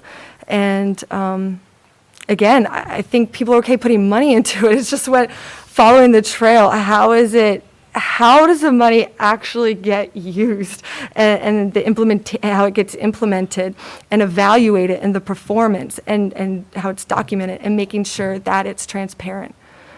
Thank you. Mr. Day? I'll just pick up on the transparency piece on school buildings. Every penny is accounted for and transparent and made public. We're asking the state to partner with ourselves, with our municipality, when we construct a new building, a new school building.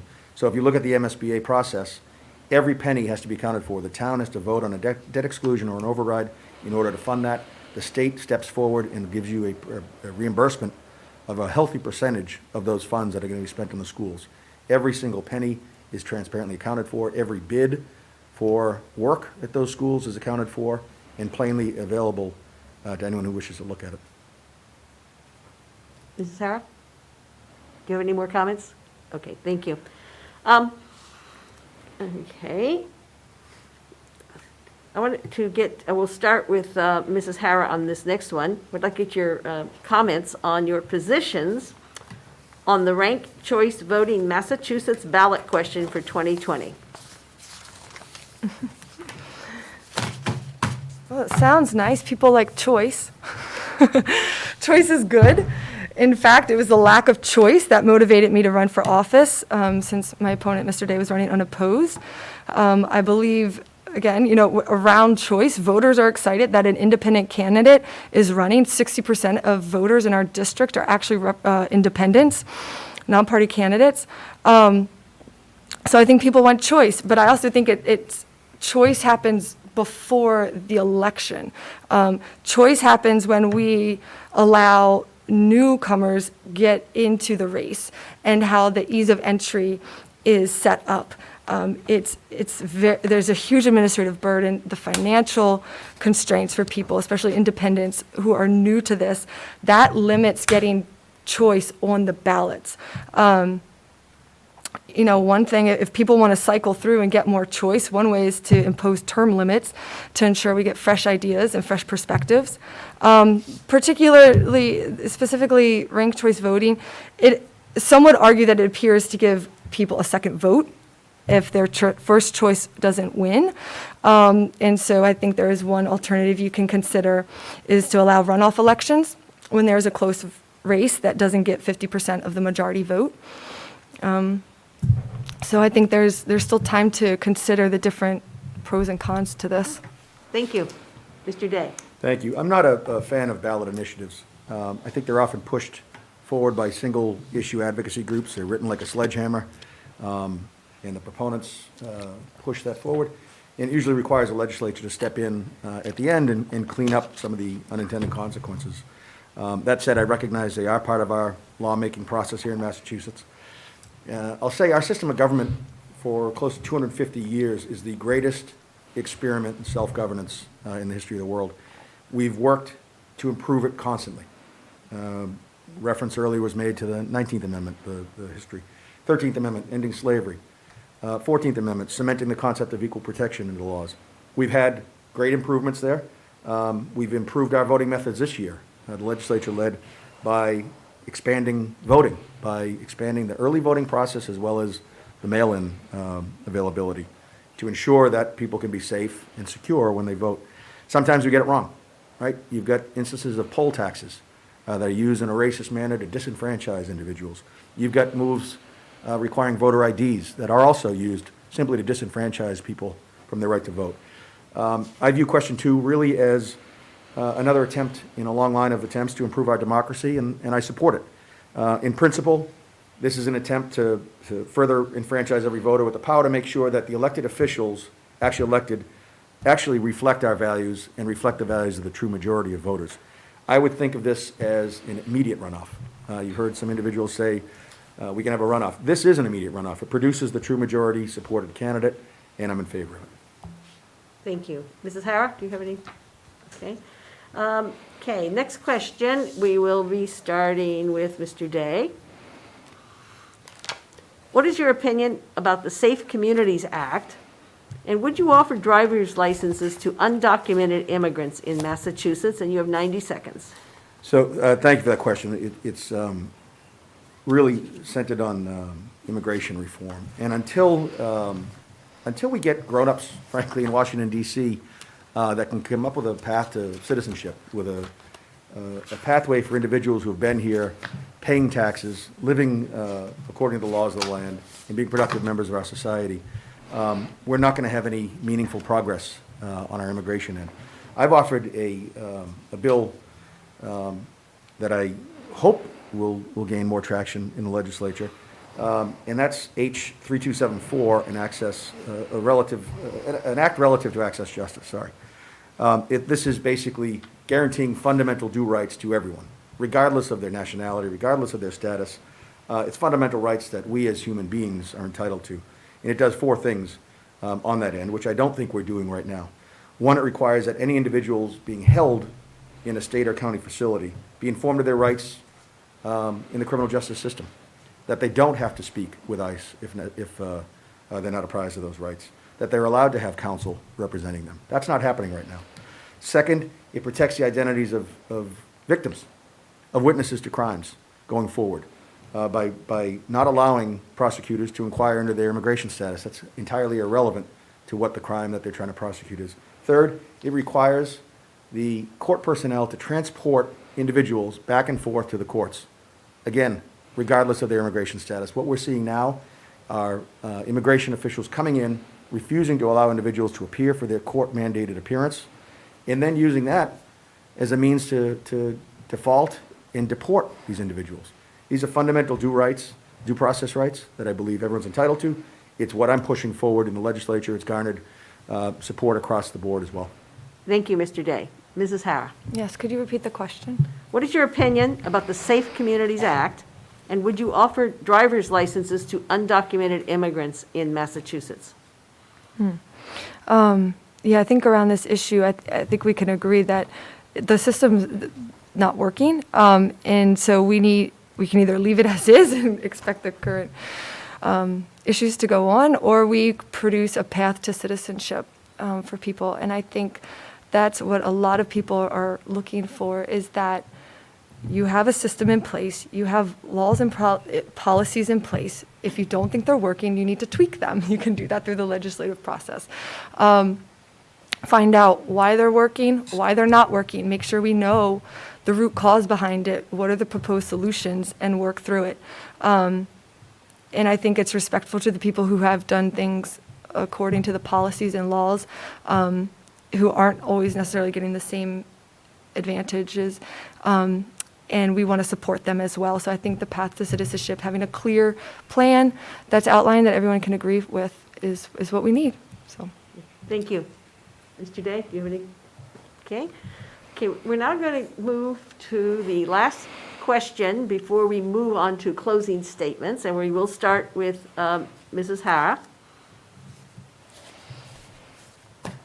What question did we not ask you tonight that you would like to have answered, and what is your answer to that question? So this is your chance to talk about something we may not have covered, although we've covered a lot. everything. We have covered a lot. I think it's a common thread. We've talked a lot about healthcare, physical health, the healthcare system, mental health, and I just wanted to give shed a little more light on mental health, because it's something that so many people are struggling with right now during this pandemic. It's a complex, it's a multifaceted issue, and I think we've covered. My perspective is that I don't necessarily think that programs and expensive government programs are the solution, and that there's another way to go about solving this. There's a lot of people that I would say are suffering in silence, and they need compassionate care. I believe that the most effective solutions are when the people closest to the person struggling are involved. That means the families, friends, peers, neighbors, faith-based institutions, local not-for-profit organizations. We want to maximize the quality care that people are getting, and we want to produce lasting results. I work firsthand with a lot of people that are struggling right now. I counsel young women, the teens, adults in our community that are experiencing a lot of mental health issues that are compounded because of what's going on with COVID and isolation. You know, there's more stress, there's anxieties, there's abuse. We could go on. And I think an effective solution would be making sure that there's more access to peer group organizations within the community that allows people to partner with mentor and other adults who want to pour in and walk alongside children and young adults and other adults who are going through a lot right now. Thank you. Mr. Day? Thank you. Let me just address that piece first, because I think we've got a lot of common ground here. My family, and I've said this before, my family deals with depression, drug addiction, eating disorders, anxiety, dementia. There's a mental health affliction out there. You can count on my large Irish Catholic family being afflicted by it. And I don't say that flippantly. I don't say that because we're the exception of the rule. We are the rule. Every family in Massachusetts is dealing with mental health problems and mental illness. And until we get serious about addressing it, and until we speak openly about it, we're not going to make any progress there. We do need money for the mental health system. It's been robbed blind with neglect over the last 2 decades. I'm thrilled that Mrs. Harrah is talking about community intervention and programming, because we've got terrific coalitions for safer communities in both Stoneham and Winchester. Proud to be active with them. Those are doing boots on the ground work. They are intervening when they're aware of issues. I'm also a proponent and was helpful in getting funding for the NAN project, which is involved in our schools. The NAN project is a peer-to-peer model that goes right into the schools to talk to our students who are depressed or suicidal. And yes, we've got students that are suicidal. And until we talk about that, we're not going to move the ball forward. So I think we have common ground there. I see my time's almost up, so I'll answer the one question I guess wasn't asked, and that is on question 1, which is the right to repair. I am a yes on question 1. I was an original sponsor of the legislation in the legislature. Again, I'm not a big fan of ballot initiatives. We're going to have to do some cleaning up a little bit if that passes, but I believe this places the rights in the hands of consumers to do with their information what they want to do, provides our small businesses with an avenue to improve their lot as well. So I'm a supporter of question 1. Thank you very much. We will now move to the closing statements, and Mr. Day, you will go first, and followed by Mrs. Harrah, and you have 2 minutes for your closing statement. Thank you, Ms. Copey, and again, thank you to the League of Women Voters for this forum. It's hugely important, I think, to allow the candidates, especially in these times, an opportunity to speak directly with voters. Thanks again for WinCam and the individuals walking through debate. To provide hopefully a little levity there, but I want to thank Mrs. Harrah as well for not only running, but for participating in this panel. And thank you for watching. Again, as we've heard and talked about here, and as you know, Massachusetts is consistently ranked #1 in the country for quality of life. That's based on our shared commitment to the best education, the best healthcare system, being in the safest community, safe from gun violence, and being the most socially accepting state in the country. These are values and priorities that I bring up to the State House on behalf of our community and want to continue doing so. We've got lots of work to do. I think everyone understands that. Mental health, opioid abuse, rebuilding our economy, which starts by rebuilding our downtown businesses, dealing with the unpredictable nature and the permanent problems, I think, that are coming from COVID that we don't know about yet, improving our safety nets for workers and seniors. These are all issues that have been shown a spotlight upon during this recent pandemic. We've got to improve our infrastructure, make our society more fair and equitable for everyone. That's a healthy punch list, and I'll take any help I can get right now, but it's one that I'm raring to continue tackling with your support. I know the job, I'm doing the job, and it's with that in mind that I ask you for your support in the form of your vote on November 3rd. It's been an honor of my life to represent you up in the State House, and it's an honor that I ask you to continue to grant me. Thank you. Thank you, Mr. Day. Mrs. Harrah, you have 2 minutes. Yes, thank you. Thank you again for hosting this debate, and thank you to Mr. Day for attending. Hopefully this has benefited the voters and everyone listening. I know that voters are really excited that an independent candidate has a chance of winning this year because 60% of the voters in our district are independent. As an independent, I can remain loyal to and focused on the voters and the needs of our district rather than being distracted with the party politics. People all across our country right now, especially in our state, are frustrated with the polarizing and negative messages that come from the extreme views on parties. And I think people want unity. We want partnership, and we want the voters' voice to be louder than special interest groups. As you have heard tonight, I have extensive experience in healthcare as well as my continued passion to improve it. I not only bring a business mindset, but also a viewpoint of empathy and compassion fostered by my volunteer work. My business experience would enable me to make systems more efficient, drive down costs, and implement process improvement, increase transparency and accountability. In the end, this results in more affordable, accessible, and quality healthcare for everyone. My personal struggles, my volunteer experience have given me a greater sense of empathy for other moms and women lacking family and social support who are overwhelmed with navigating through the healthcare system. I saw an issue in society. I sought to address it by using my experience, education, and skills. I have practically been able to help those mothers, but also I've been awakened to the greater need for mental health support, which is why I've dedicated my time to mentoring teens and young women in our community.